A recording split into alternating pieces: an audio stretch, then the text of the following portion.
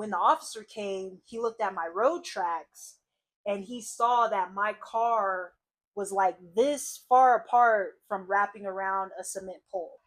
I just kept living my life and doing what it was that I wanted to do. Light turns green. I start to accelerate. I see bright lights coming at me fast. Like the very thing that God was telling me to leave and stop doing, both car accidents happened. I felt myself falling into a very deep sleep that I've never felt before. And I find this huge bump on this side of my head. Well, hello, YouTube again. So, today, I guess, is a very special day. Today is the day that I share my testimony, but with the world, to the public. The only people that know it are the people that are close to me that I've met over the years. And so it's a time of me just being vulnerable and yeah, sharing my just personal things about me. Just sitting here talking in front of you guys. Because if you watch the first video, I said I'm not the type of person that likes attention. I don't really care to be on camera. I don't really care for that stuff. But I'm doing this just out of the obedience and the love that I have for God. So let's get into it. What I would like to start with is kind of giving you guys insight about the type of person that I was before I truly met Christ. Um, Starting off first, I was born and raised in the church. As a little kid, grew up in the church as a Christian and everything. But I fell into the same thing that most people fall into, which is just all the false doctrines that are out there. The once saved, always saved, and just being okay with living in your sin, and that you can live in your sin, and all you have to do is be a good person, and if you do go to church regularly, pay your tithes, and you'll go to heaven. You'll be all right. You'll be good to go. And God, showed me that that is completely not true, and how much of a lie uh, those things that the church has created and done over the years and even still to today. That it's not true. And so the type of person that I was, um, when I was a little kid, like I was like the 5, 6 year old that was asking adult questions, like things that shouldn't be on a 5, 6 year old's mind, just questions about the world, just like trying to understand this world that I'm in, trying to understand the things that I'm seeing and, people.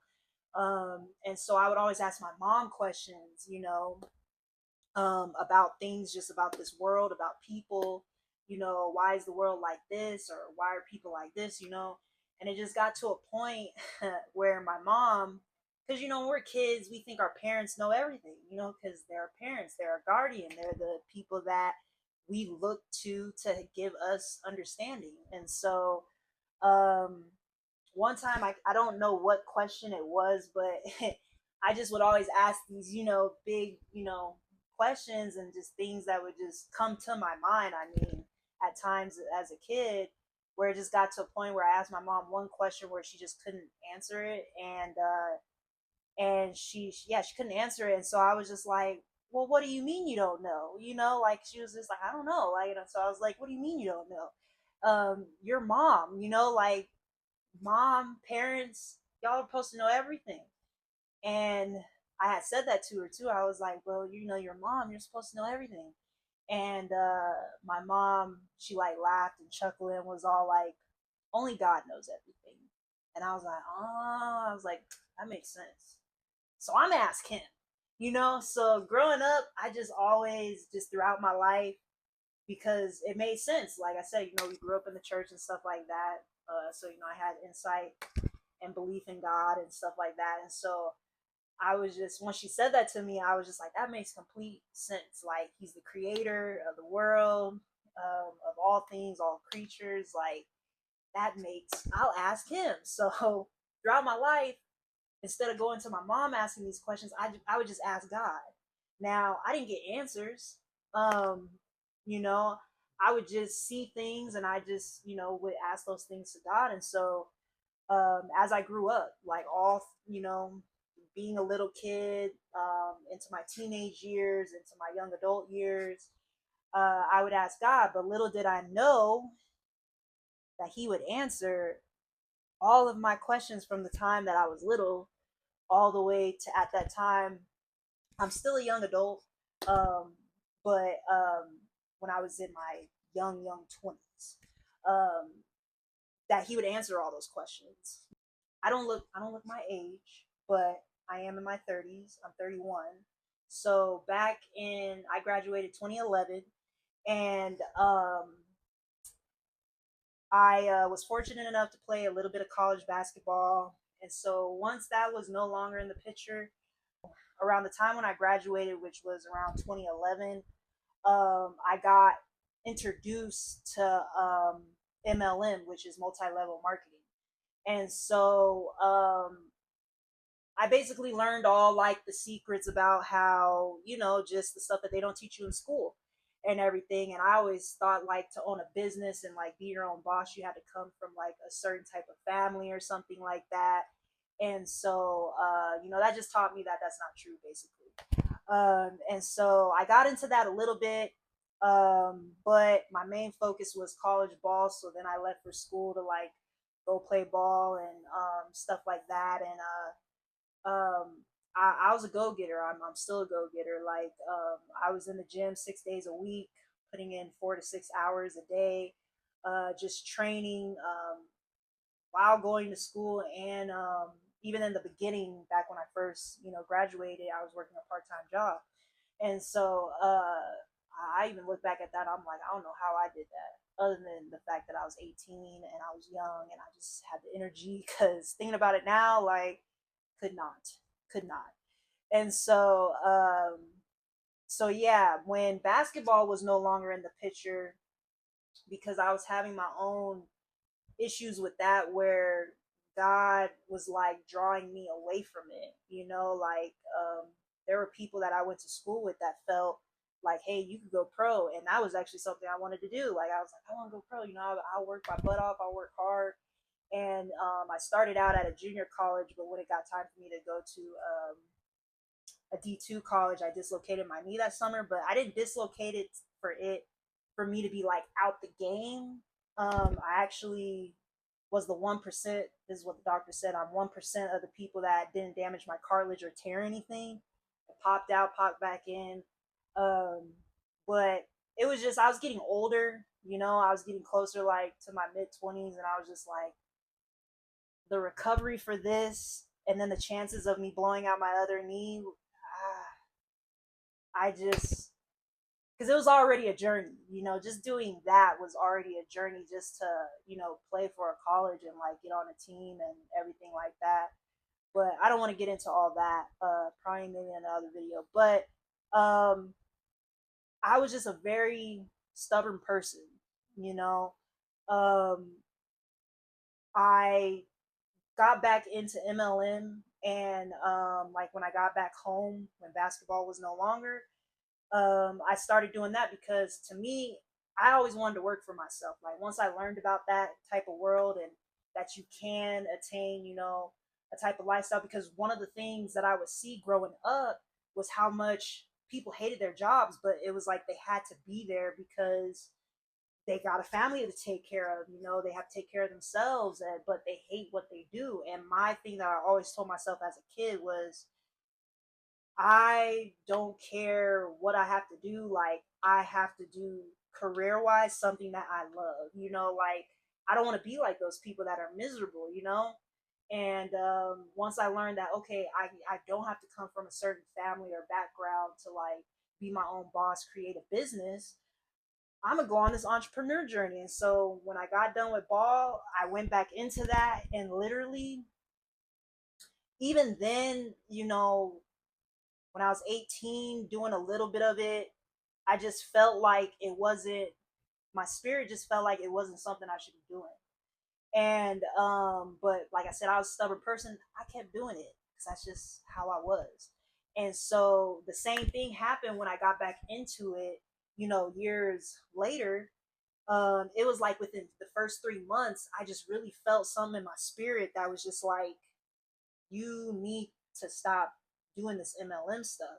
But me, I had dreams, I had aspirations. Like, my dreams and aspirations and what I was chasing and doing when I was in the world was about money.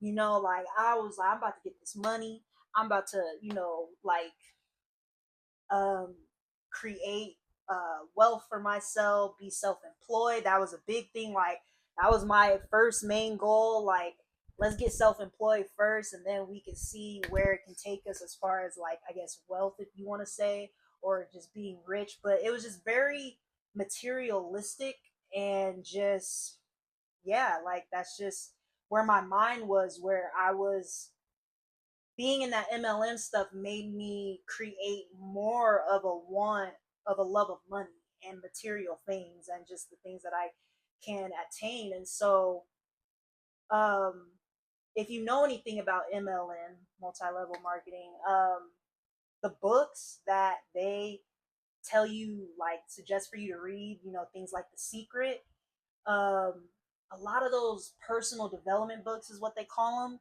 them. They're demonic, and that's what God had to show me.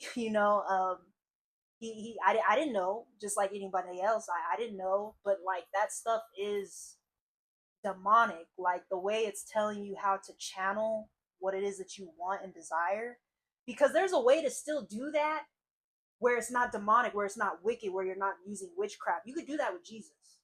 Like, you literally can do that with Jesus. Because the devil's a copycat.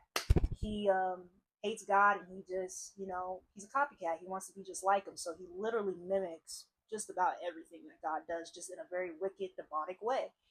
And this is all stuff I learned later, but not to get off track. Um, so yeah, like, I didn't know that. I didn't know that the books that I was reading and the stuff that they were teaching you was literally like witchcraft. And so I just, like, through that time, because by the time I had gotten back into that, I think it was about 2015, somewhere around there, 2015, maybe 2014.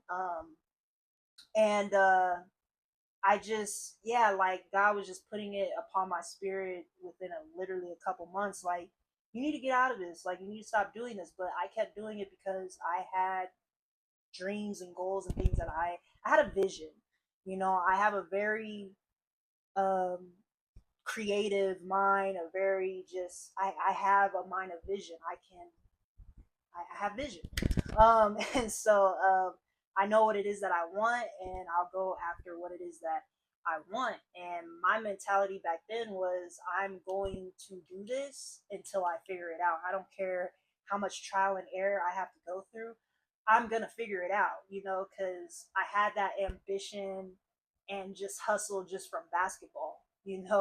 And that worked out for me. So why can't this work out for me? Is the way that I looked at it. When I restarted up my MLM journey, for one, it was around 2016, 2015, just out of nowhere, randomly, I just felt like, oh, I want to get baptized.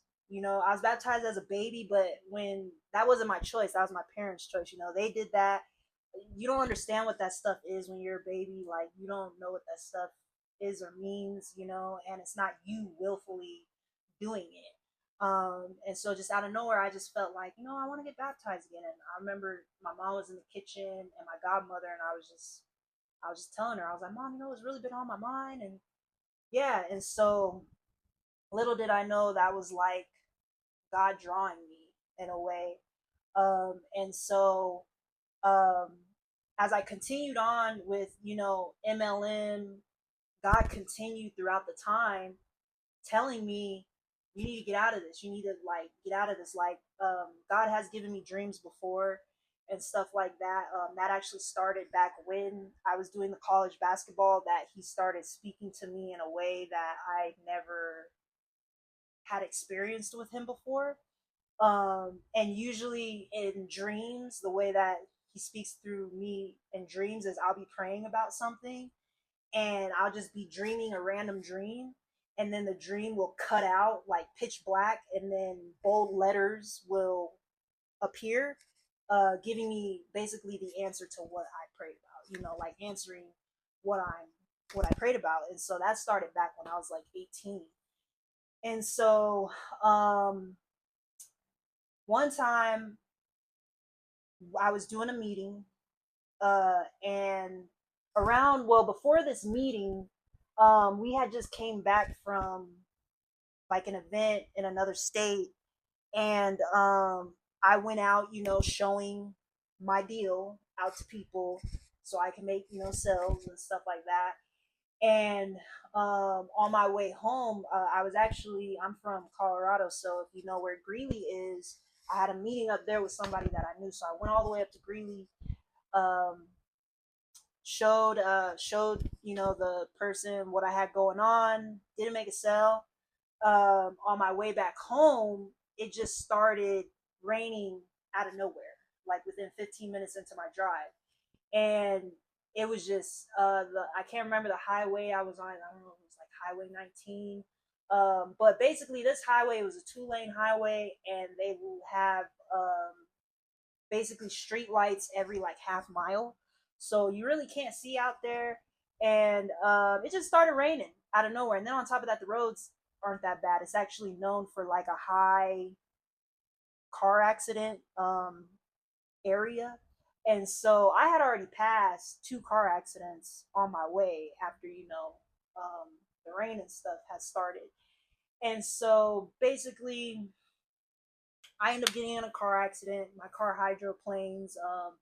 I hit a big old puddle of water that I didn't see until I came up on it. And mind you, I was going under, I think the speed limit was like 75, and I was going like 15, maybe 20 under the speed limit, because that's how hard it was raining. Like you couldn't even see out of your windshield and everything, because it was just raining so hard. And so I was in the left lane, and then there was a semi truck 18 wheeler in the other lane, just a couple feet behind me. And when I hit that puddle of water, my car hydroplaned. I started doing a 360, literally all the way into the grass until I hit the median, the little wire. This was a wired median, so once uh, my back bumper caught it, it just slid up against it. And then once my car came to a complete stop within like 2 seconds, maybe three, like 2.5 seconds, the semi truck's already coming up and passing me. And so I was the third accident of that night at the time. So it didn't take police officers to get to me that long. I was fine, no scratches. Like even the only airbags that deployed were on the passenger side, because that was the side that went up against the median. But I was fine. I didn't need ambulance. I didn't have to go to a hospital. I was completely fine. That was in 2016. And so when the officer came, he looked at my road tracks, and he saw that my car was like this far apart from wrapping around a cement pole, which I didn't see. Because, like I said, my car was doing a 360 plus, it's pitch black. I'm only seeing what my lights are as it's, turning and stuff like that. So it's pretty much two ways I could have died there, because the semi truck most likely wouldn't have time to slow down. If I would have gotten their lane, they would have hit me, or my car would have wrapped around that. And so when that accident happened, I was just like, I knew in my spirit, like I felt it. I was like, I need to pray about this, but I didn't. So I was stubborn. Like I just knew, like, cause I was like, well, God has been telling me, like, he's been telling me to do stuff that just don't sound right. Cause to me, it like when God was like telling me in my spirit, like, you need to get out of this, you need to leave. It was just confusing to me, like, because it was just like, well, God, I gotta work. Like, I have to provide for myself at some point. Yes, I'm in my early 20s. I'm living back at home, which at the time, well, no, not at that time, a little bit later, get into, I was going to be moving in. Me and my god brother were looking at, renting out a house with him and a couple of his friends and stuff like that. But um, to me, it was just like, it was just stupid. Like, why would you tell me to stop doing something that, one, I really am enjoying learning and liking, and I gotta provide for my, I don't want to work a job that I hate. I don't want to be one of those people, and this is something I enjoy, I'm passionate about, and I like what I'm doing. So why would you tell me to stop doing it? And that's what I thought it was weird. I was like, that don't make no sense. Like, I'm gonna keep doing it. And that's what I did. And so I didn't pray. I didn't pray about it. I went about my day. I was still doing the same stuff. I was still doing the MLM stuff. Um, Insurance handled the car, got another car, eventually, and everything like that. And I was still about business. I was still doing what I was doing, still chasing my dreams and aspirations. Like, to me, this was just a little hiccup, a little slight delay as far as I don't have my own personal car to go, do these meetings, but I'm gonna make it work. And it didn't take me that long to get another car because insurance covered it and everything. So yes, but as I continued on, um, still God was in my spirit just telling me, you need to get out. Like, it got to a point where, um, how I was about to say earlier, there was a meeting. We were in this restaurant. It was like, sometimes we rented out, restaurants or areas, sections of a restaurant, because there would be so many of us. Um, and for whatever reason, when this person that I knew, that I went to high school with, that didn't treat me very well, we had a, not a good past, because they didn't treat me very well. I don't think that had anything to do what happened when I seen them, but when I seen them, like, I don't think this was directed towards them. I think it was just another way of God telling me, you need to get out. Not because this person came in, but this was the first time this ever happened to me. Like how I told you, God has talked to me in my dreams, where I'm dreaming a random dream, and then I have just blacks out, and then words like bold, capitalized, white words pop up. Well, this happened while I was dead awake, and that's never happened. And it was when this person came in and that I hadn't seen for years, and I seen them, and all of a sudden my vision just blacked out real quick, and it wasn't long enough to make people be looking at me like, dang, what's wrong with her? Like, like, it was nothing like that, but it was just like a quick, like, as if you're like a camera, like just a quick, like, snippet where it just goes black and then you're back. And I saw the words "get out," and I thought that was weird. I thought that was odd.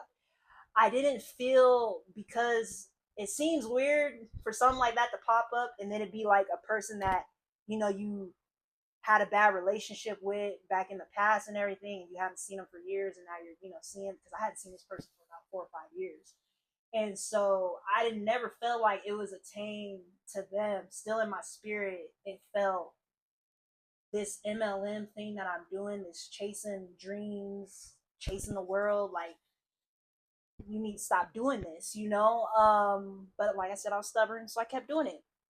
I didn't pray about any other stuff. I just kept living my life and doing what it was that I wanted to do. And so, yeah, that was really weird though, like, because I had never had that happen before. But as weird as things were that would come up, I just keep doing me, keep doing me, knowing it's God, knowing it's Him, but at the same time, I'm just so stubborn. I don't care.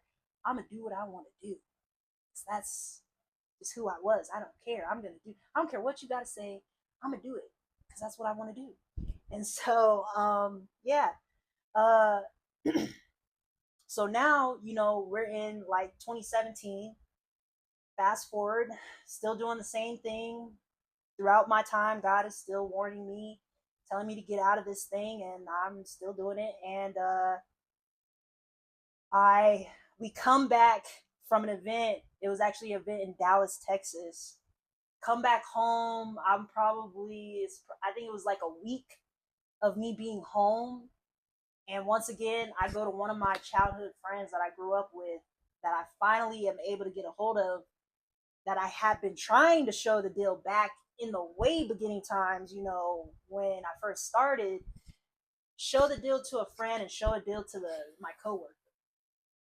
And so that night, I almost made, two sales in one night, which would have been a big night for me because I've never made that many sales in one night. I mean, even though it's only two, if you've ever done MLM and you don't have that fast jump start, that's big, you know.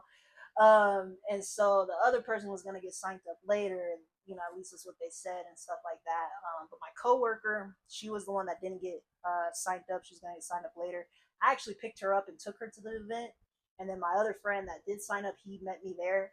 And this was a guy that I grew up with, like childhood friend and everything. And so I drop her off at home, and then I start heading home, and I'm just in a great mood, because it's like, man, I almost made two sales, and at that time, my business was starting to go up because I had already made previous sales, I had already gotten my first check, and stuff like that, and so I was only, I think, 15 people away from hitting like the first rank of residual income, and so things were just starting to go up, and then at the during that time of my MLM stuff, I wanted, I liked, as far as the learning aspect of the MLM, like learning the network marketing stuff, but I didn't feel like the MLM fully was like my passion. So I love to draw. I freehand draw. I love art. And so I started working on a clothing brand and everything like that, and I really enjoyed that. Like I was like, this is my niche. Like I'm gonna learn. Like I'm gonna keep this going because it is a form of one stream of income, but I'm gonna work on another stream of income too. And so that was another thing too. Like I was just all over the place, dude. Like I was everywhere.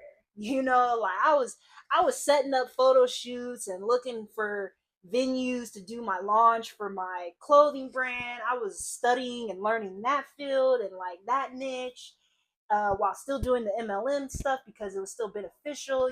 Like I was just everywhere, dude, because I had a vision, and I was like, I'm gonna make this happen for myself. And even though God is telling me like, yo, you need to stop doing it. I just was everywhere, dude. I was just constantly like, I'm chasing my dreams. Like I'm gonna make this happen. And it was the same thing with the clothing brand stuff because I really was able to latch on that, and have been, self teaching myself even graphic design. I had a coworker who's a supervisor of mine, and he used to have his own brand to where he was self employed, and he used to own like a really nice loft in downtown Denver. But he had a partner with his business. They did like snowboarding gear, and they were just getting so many orders that it overwhelmed his partner, and he just ended up opting out of the business because it became so overwhelming, and it was just those two. Um, and yeah, eventually his business went down, and he lost it and stuff like that. Because it's a good thing if you know about business, if you have a lot of orders, but if you can't sustain the orders, it's either gonna make or break you. So, but not to get in business, but yeah. So he taught me stuff about the clothing stuff, and I really latched on and attached to it, and everything like that. And so, yeah, at the time, I was looking for like venues because I had already been creating my brand, and um, I was gonna have a launch party, like be professional, do it all, and everything like that. And so, uh, it was around that time from when I almost made these two sales in one night. It was like 3 months until I was planning to have my launch, and it was like at that time, that next week, because this was on a Saturday when I made that sale. That next week, like on that Wednesday, I was meeting with like a lawyer to do like my LLC, And then I think that next weekend we were supposed to go. Basically, me and some friends were gonna go venue shopping to see like where I could do my launch party and stuff like that. And so yeah, I just had a lot going on, and things were just going up. And you're starting to see the work that you're putting in. You're starting to see progress from it. And so things were just getting exciting. And when I dropped my coworker off, I started to head home, and like I said, I was all excited, and it was some kind of holiday. I don't know if it was Easter. I think it was Easter or something. That was that weekend, because my family was barbecuing. Like I'm saying, they was making steak and lobster. You know what I'm saying? Crab, and I was like, man, I'm about to go home and eat good. You know what I'm saying? Like we almost made 2 sales. Like this is a great night. It's a great day, and like the sun was about to set, or like the sun was setting, like on my way home, and so it had just gotten dark. And I had exit off the highway, and for whatever reason, everybody was going in the far right lane, and then you had 3 other lanes that were wide open. And so if you know Colorado and you know Parker Road, exiting off of I-225, that ramp going on to Parker Road, that's where I was at. And so that's where I was exiting. And yeah, like everybody was in the literally the far right lane, and I'm just like, well, if I get in that lane, I'm gonna have to go through at least 2 lights just to keep it going, like get to where I'm trying to go, which is home. And so I went in the lane next to them, and yeah, so it's a red light, and we're just sitting there, or I'm just sitting there, and I'm feeling good. I'm just like happy, and just was listening to music or whatever, and thinking about this good food I'm about to eat, and just my businesses, and just everything is just seems to be starting to work out. We're getting traction. And so the light turns green. I start to accelerate, but when I start to accelerate, I see bright lights coming at me fast. And so I look in my side mirror. I don't see anything. I don't see a car. So I immediately look in my rear view mirror, and there's a car already like this far away from me, coming at me over 60 miles per hour, about to hit me basically. And so when I looked in my rear and I seen them and I see how close, there was no time for me to react. I couldn't do anything. And so other than just embrace for impact, like that's literally what ran through my mind. Like, oh my God, this car is coming so fast. So I just embraced for impact because it was literally nothing I could do. So when he made contact with me, once he hit me, I had just passed the stoplight. Like my car got hit literally like this is the stoplight, and this is my car. This is how far my car just barely passed it. I wasn't even going 10 miles per hour. I was probably like at 5, 8, working my way up to 10. So I get hit. I get rear-ended. Car does like little half a circle. He goes over the median, and he hits opposite traffic. He hits 2 cars going over there. We don't know who hit the car. If it was my car that hit the car next to us in the other lane, they just had their radiator knocked off, so they don't know when my car spun if I had hit their radiator. But I was the only one that had to be hospital to the hospital. Um, and yeah, I had to be ambulance to the hospital. Everybody else was fine. They didn't have to get as far as treatment and stuff like that. It was just me. It backed up so much traffic. Um, it made the news. I found out later through my grandma, one of her friends, seen it on the news and didn't know. And my grandma was like telling her what happened to me and stuff. And she's like, "That was your granddaughter." And so yeah, like made the news and all that. And yeah, so I was able to walk out of the car. um but when I got, to the hospital, um, my mom was the first person that I called while I was still like in the car. I called her and let her know, Mom, I just got in an accident, car accident. So she went into a frantic, of course, trying to make her way. And I told her, like, I gave the phone to the lady that whose ever radiator got knocked off, and it was her birthday. And they were just coming from dinner, and they were like, they felt so bad because it was like a bad ending to a great night for them. Same here, same, me too. Like, I was having a great night too, but it ended terrible for me. It was terrible. And so she, like, talked to my mom, let her know where we were at and stuff like that. So I went to the hospital. My parents ended up meeting me there, but my dad, he showed up drunk. My dad has a drinking problem. He has a very addictive personality type thing, and so he showed up to the hospital drunk. Somehow they were able. I mean, well, not even somehow. I mean, when your parents hear you've been in an accident, they're gonna flee to your aid. Try to get there as fast as possible.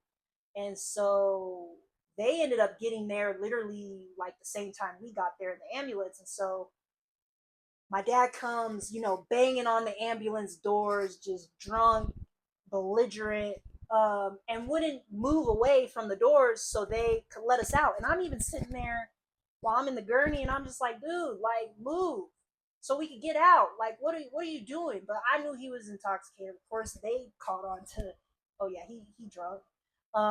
And so yeah, like, eventually we get out. He's being belligerent, being dramatic, and don't get me wrong, I understand, but just the way he was acting, just it wasn't necessary. But he was drunk, but that's not an excuse. And so because of his belligerent drunkenness, I got into a room and everything like that.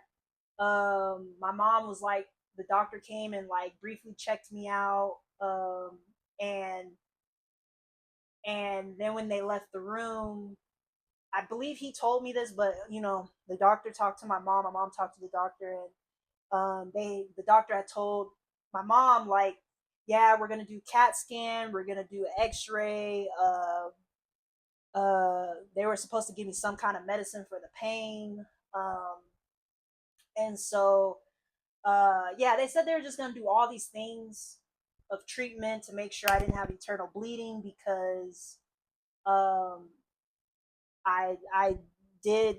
I'll go over my injuries here in a minute, but I did have a concussion, and so but because of my dad's belligerence, because he was being belligerent in the hospital, at one point, an officer had to take him out of the hospital to try to calm him down, and they were trying to, and the officer didn't want to arrest him or do anything because of the situation, and so my dad, being silly, he actually put hands on the officer, and so they had to put him in handcuffs. But the officer was nice enough to not charge him with an assault of an officer because you never put your hands on an officer, and so um, he just was very lucky, pretty much that night because they understood the circumstances. They saw what that car looked like. They saw what happened and everything, and even the police officers, they came into the room and they had to get my side of the story and stuff like that, and everything. And so, yeah, because mind you, they didn't have cameras in that area. And if you know Parker, Parker is like dang near like the death road. There's been so many accidents on that road, and like a lot of people have died just within because just Parker is just a dangerous road. My cousin died on that road. My car actually resembled because he died in a car accident that traumatized my mom more. And he was literally buried just like 2-3 miles down from where my car accident happened on the same road that he died on. Just to throw that out there. And so, it's just very traumatizing. But now there's cameras. But I was so mad. I was like, y'all ain't got cameras there. Like, and they're just like, well, it's clear you're not at fault, but we just gotta hear your side. And so basically, the dude that hit me, he wasn't drunk. He was having a seizure while driving. And if you know anything about seizures, if it doesn't match your chemical balance, it can throw off your chemical balance and actually give you a seizure. And that's what happened with him. He had just taken some medication, and he wasn't feeling well, so that's why he was exiting off the highway, and he just started having a seizure. And the cops had to talk to him more than once, and just kind of hold him for a while because he wasn't telling the truth. Because he's over here telling the police officers, I don't know where she came from. She came from out of nowhere. It's like, dude, like, you hit me. The way the car looks, bro, you clearly hit this person. This person didn't just come out of nowhere. Like, you weren't doing something, and the fact that, he took a breathalyzer, there was no alcohol or like drugs in the system, is like, okay, dude, tell us the truth. And so eventually he told them the truth of what happened. And so that's what was happening. And Colorado doesn't have, I don't know if they do now, but back then they don't have a law where when you're on seizure medication that they like either provoke your license, like you can't drive. Like they don't have a law. They might now, but back in 2017 they didn't have no law for that. So you could drive being on seizure medication, have a license, all of that. And so yeah, that happened. And that was the second car accident I had. And that was just, both car accidents were literally within a year and 6 months apart from each other. Exactly. I counted it. Because even like I said, the first one that happened, I knew I was supposed to pray about it. I knew something wasn't right. I could feel it. Even through my time of continuing to just do what I wanted to do, I could just feel like something wasn't right. But like I said, being stubborn, I just did it anyway. You ignore feelings. When you're stubborn, you're gonna ignore things. You don't care. You know, you're gonna be oblivious, even if it's the obvious, because you don't care. You want to do what you want to do. And so yeah, they were just 6 months, a year and 6 months apart. And when this accident happened, I knew something was wrong because I still needed, even though I walked away fine from the first one, I still was like collecting myself a little bit from the first one because that was the first car accident I ever had. There weren't no vehicles involved, but me actually like crashing out and hearing and being in a vehicle that's crashing, like that was the first time that's ever happened. And then this was even bigger because someone actually hit me and could have killed me. And so, and the fact that God had been warning me and telling me to leave MLM and doing the things that I was doing, and the fact that both car accidents happened after leaving a meeting, like the very thing that God was telling me to leave and stop doing, both car accidents happened. So I'm like, this is not a coincidence. Like I was just like, this is not a coincidence. Okay, so I wasn't playing with God no more because this is my life now. For whatever reason, your Lord, you are allowing these life or death experiences to happen to me. I'm still here living, but I don't want to keep playing with my life. And so I got serious. At the hospital, let me go back there. At the hospital, because of my dad's belligerent, I became an unwanted patient and they didn't treat me. They made me sit in a bed. So like my accident happened around 8 o'clock, 8:30, around there. Sun just went down. It was April 15, 2017. I'll never forget. Uh, that's when my accident happened. And they took us to a hospital that was literally like up the street. It wasn't that far, maybe 10 minutes away. So they kept me in a bed from 8 o'clock till 3 in the morning and didn't give me no treatment. Everything that they said they were going to do, they did not do. They kept me in that bed so they could get that insurance money. And so then when I was able to check out, they going to come in the room talking about, oh, well, we got another person that's being flown in, from a helicopter, and they need your bed, so you got to go. That's been like rude, just rude as hell. Like, just treated me like I wasn't human. And so, all because of something that's out of my control. And so my mom, she was pissed. My mom works for the federal government, if you know the federal government, they got the best health care, health insurance the nation can have. Best coverage, best benefits, best everything. And I was still under my mom's insurance. My mom was livid. She was livid. And so me, like, I knew I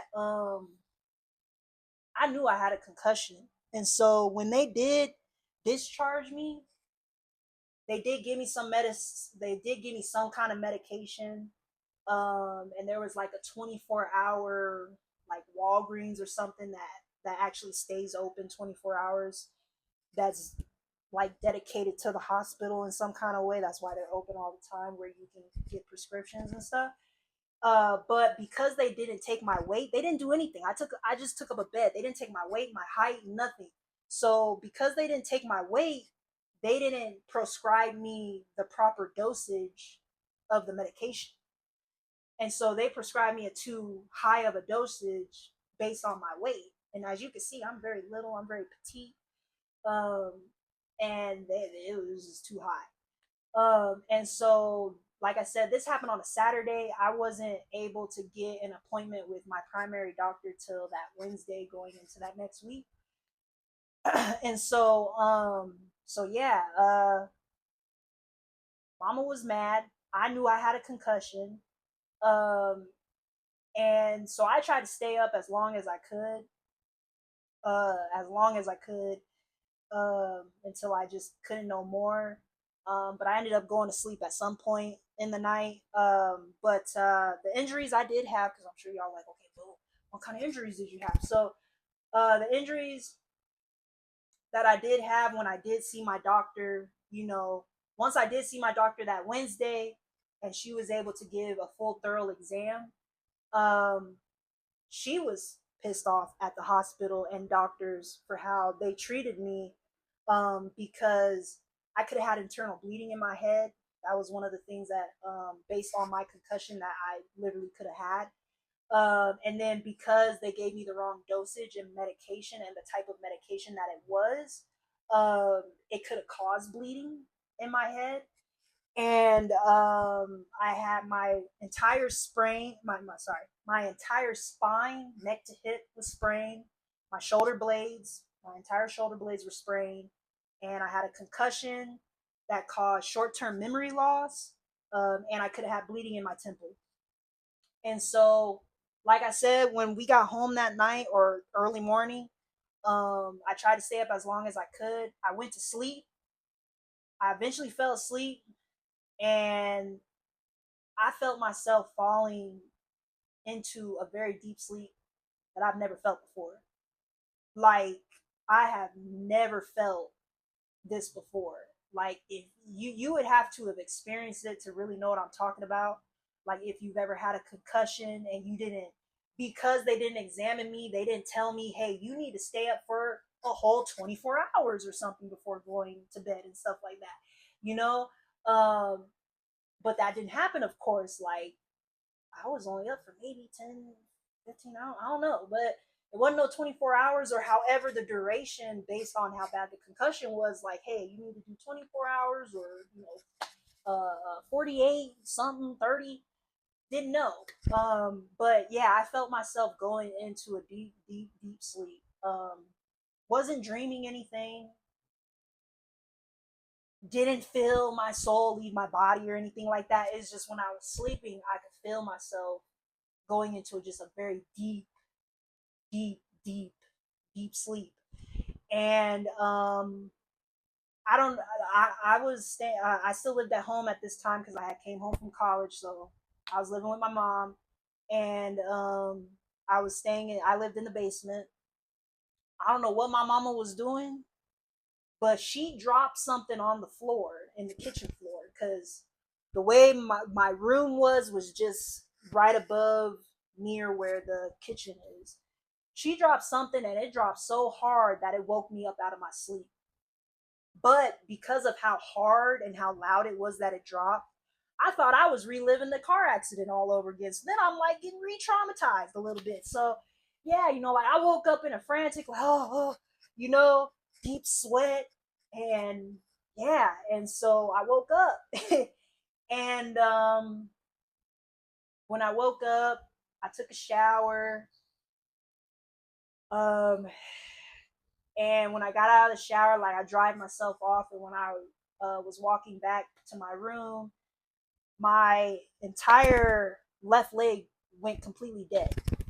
So I had to hop back to the I had to hop back to the bed and everything like that. When I was drying myself off, I was like drying my the back of my hair a little bit. And I hadn't washed it, but steam and everything was just drying my head, and I find this huge bump on this side of my head, my left side of my head. I describe the bump. Think of a zit that's like this big, like a golf ball. Think of half of a golf ball sitting outside of your head. That's how big this bump was. And when I touched that bump, oh my gosh, it hurt so bad. It hurt. It was so tender. Like, oh my goodness, it hurt. I even squeezed it a little bit, and that was bad. That was such a bad idea. When I squeezed it a little bit, I was like, oh, it made my head hurt so bad. I was like, oh man, it hurt so bad. And so, but when I found that bump on my head, because mind you, I'm waking up, I'm jacked up. I'm having spasms like crazy. Like I can't explain to y'all really in words the level of pain that I was in. Because my body, first of all, I've never been in a car accident. I've never had an injury to my spine. This is my first concussion. I've never had an injury to my shoulder blades. I've never had to deal with this ever. So my pain levels were all over the place. It was just all through my body. It was just, and then I had little triggers, like, because I'd have spasms. And if you've ever had spasms, I'm talking about the type of spasms where it's so bad that it makes you curl, like literally, like, because since it was in my shoulders and my back, spasms that make you curl to where you cannot move. You just have to wait for it to pass. Like, because moving will make it worse, let alone it tightens and tensions up your body, and it just makes you curl to the point where it's just like, oh, you can't do nothing. You have to wait for it to pass. Like, you literally move, even if you try to move, you're just increasing the pain. Like, and this was just throughout my body, just random times, and they would be really strong, like extremely strong. If you've had them, you know what I'm talking about. It's not fun. It's very painful. Um, and so yeah, that was when my leg went completely numb. It was like that for a couple minutes, and then the feeling so slowly started coming back. So by the time, like, when I woke up, because it was like that Sunday, and then I think that Monday, maybe Tuesday, I don't think it was that. It was between the next 2 to 3 days after I was, because I didn't pray immediately, but I knew, like I said, some this wasn't right, and so I had to collect myself because my body was going through a lot. My body was in shock. I didn't know what I was going through. I'm feeling all these different things I never felt before. I'm feeling pain levels that I never felt in my life. Just horrible things, confused on why this happened in the first place. How did it happen? Oh, I think I missed the part.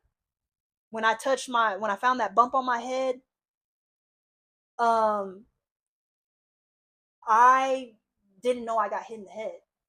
I completely forgot.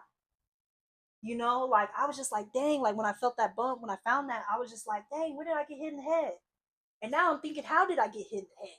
So I re traumatized myself for a couple months trying to figure out how I got this bump on my head. So when I found that bump, and then I finally went to my doctor in those next couple of days, and she told me my concussion caused short term memory loss, I was just like, that makes sense because I feel off. I'm for real. I was just like, something feels off, like, and it's because I had lost memory, like, and the crazy thing is, once I finally did figure out after re-traumatizing myself for so many months on how I got this, because I'm telling you for real, I kept reliving the car accident because I wanted to know like how I get this bump on my head. I don't know how this bump is here. I don't know how it got there, and yeah, and so when I finally figured it out, um,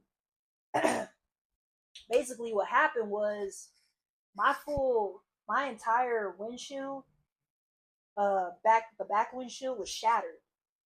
And because the rear was smushed in so much, I don't know where the speaker, because just based on what I seen when I was in the car and everything, based up upon the speakers, it was like crunched up, and basically something shot, like this is the driver's seat, headrest, something like shot through, um literally shot through right underneath the driver head seat. So um before the light had even turned green, and I'm just throwing clues out here because I'm gonna calculate back on some things that God, I could tell God was present. So uh when the light was still red, all of a sudden I got this like itch out of nowhere on my lower back.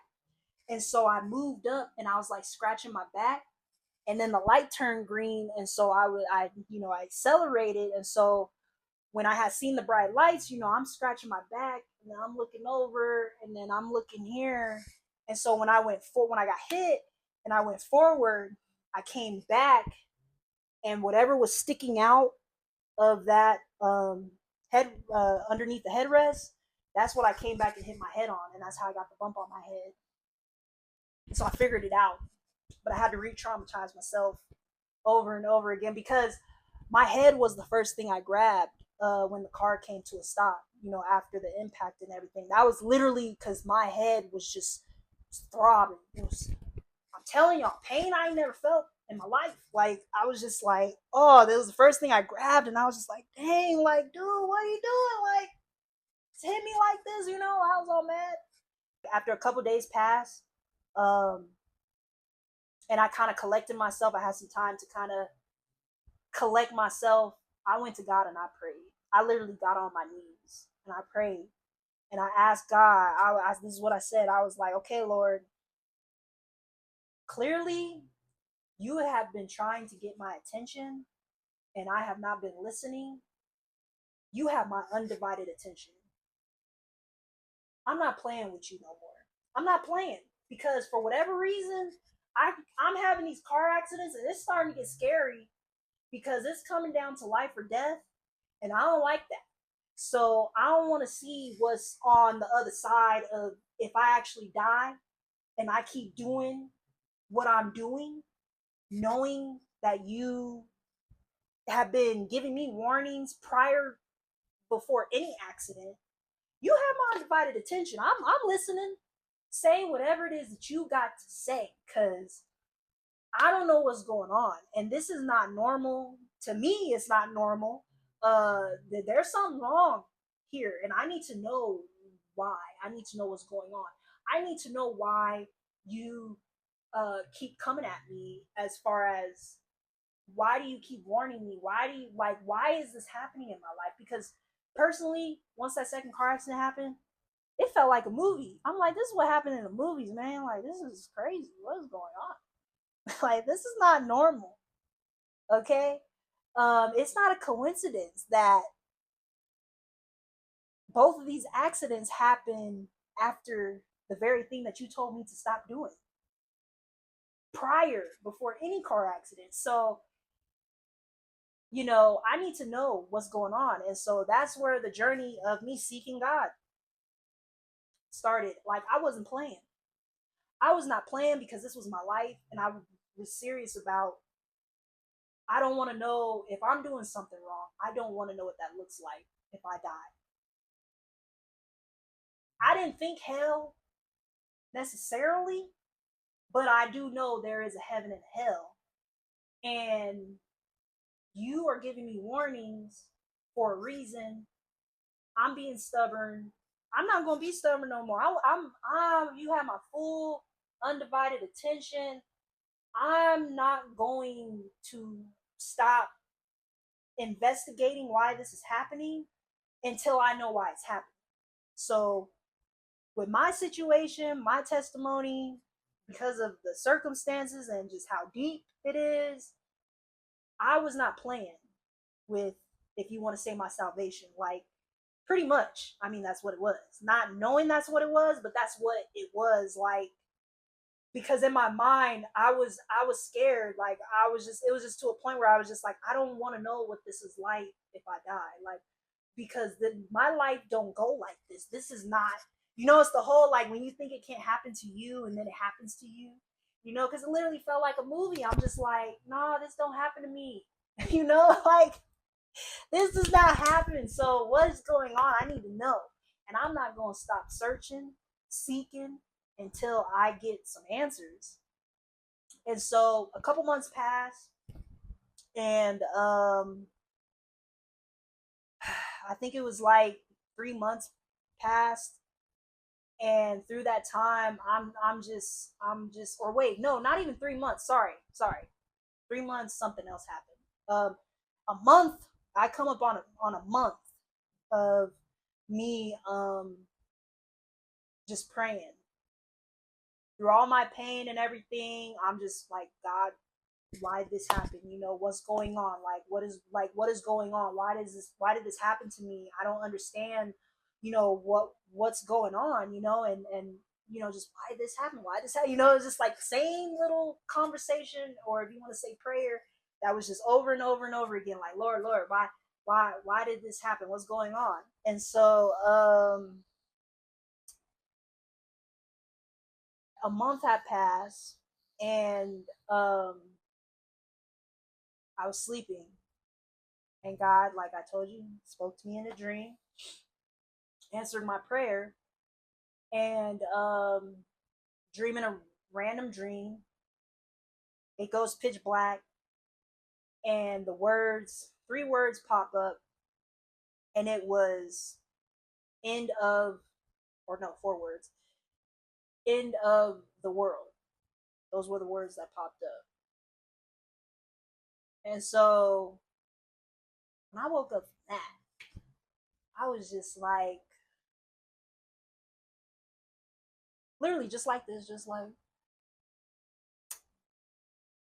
well, if it's literally the end of the world, like, I could believe it. The world is jacked up. Like, people are crazy. Like, like, I'm just like, bro, like, people got, I could believe it. And your word, revelations, like, popping up in your head. I'm just like, yeah, like, I could believe it. I found out later though, um, that that's not entirely what God meant, because as I started seeking Him, as the started my journey of seeking God, um, He did show me, like, how I told you guys earlier in the video. I didn't know that in my early 20s, all those questions I had about the world, people, God was going to answer them in my early 20s. So we went on a journey for a while through my awakening, coming into God's truth, where He answered those questions. He showed me exactly what's wrong with the world. He showed me exactly who the devil is. He showed me how the devil works in this world, how he is the lowercase g God of this world, to a certain extent, of course, but he rules it down here. He runs it. And just how true his word is, and just everything that his Bible says, like, it's true, it's real. Like, he really opened my eyes, and it was through a period of time. It wasn't all at once. It was through a duration of time where God showed me, because I was a willing vessel. I had opening eyes and ears to hear and see because of what happened to me, you know.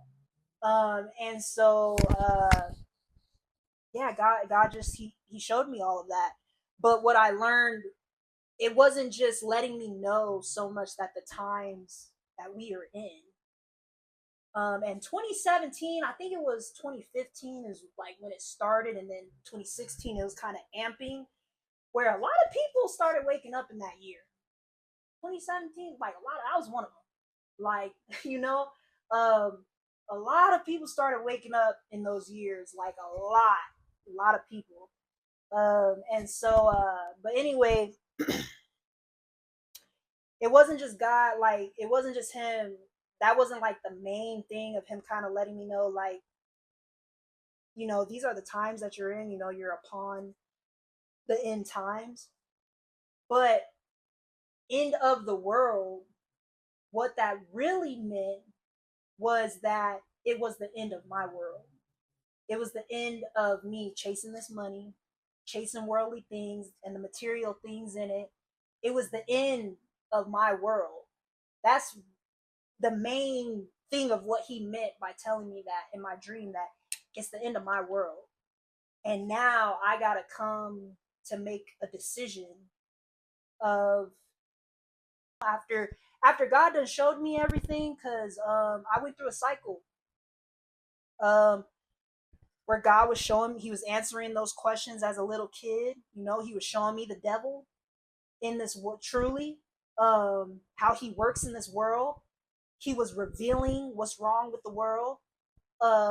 Just, those things that they want to call conspiracies, but not everything is a conspiracy, type thing. Like, he was revealing that truth to me, how like everything we've ever been told, taught, was a lie. All that stuff. My eyes were being open, but you got to be careful with dabbling into that stuff, which I'm gonna do a separate video on. I just kind of want to keep this based on the testimony. Also, when God, gave me that dream, like it was literally within the first month, he answered me. Um, it freaked me out. I'm not gonna lie, it did freak me out, but at the same time, I was like, I can't disagree with you, like, because there's something wrong with this world, something wrong. you know, there's been something wrong, and I've been seeing it throughout my life as a little kid. I didn't know what it was, but I agree. But I'm thinking like dang near like revelations, but it was really just like, nah, we are on upon at that time, and we're still in it. It's just heating up more. It's getting more intense. Where we're living in the last days, basically. Like he was just telling like, oh no, you in the last days. You in the last days, and so it scared me. But with everything I was going through, like, dude, it was just too much, man. I was just like, Lord, like, so I stopped seeking him. Like, I didn't want to really understand what the interpretation of the end of the world. That's why I said later I really understood what he meant by that. It was the end of my world mostly. Like, that's pretty much what that mainly meant. But it was just too much. Like, I was just like, dude, I just went through this car accident, and you talking about the end of the world, and this is too much, man. This too much. It's not that I don't want to hear that. It's too much. I'm overwhelmed. Okay, I'm overwhelmed. I don't want to talk about this anymore. So I just went back to living my life. Through it all, though, this is where the vulnerability comes in.